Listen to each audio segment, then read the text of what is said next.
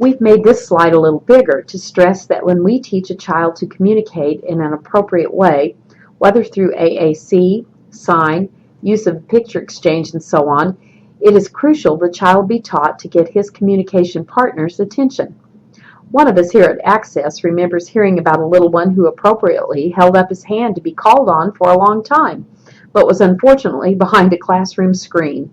His appropriate behavior didn't work for him because he did not obtain the staff member's attention. The form of a replacement behavior might involve use of the following. Sign language is a possibility for some children with communication deficits, but be alert to whether or not the child can produce interpretable signs and whether or not there is a community of communication partners who will understand the signs. Gestures can sometimes be appropriate, especially if these are readily available in the child's repertoire.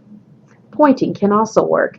Many times we train children to point to pictures on a choice board or use some sort of picture communication system.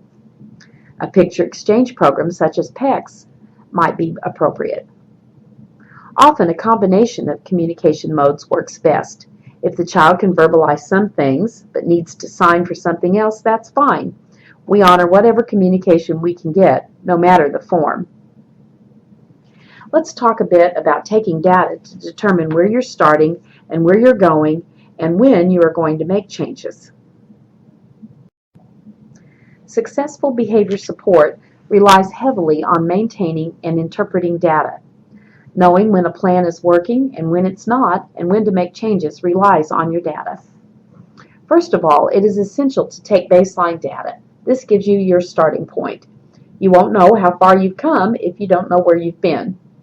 A rule of thumb is to take data over 3 sessions, but your baseline will vary depending on the behavior and the setting.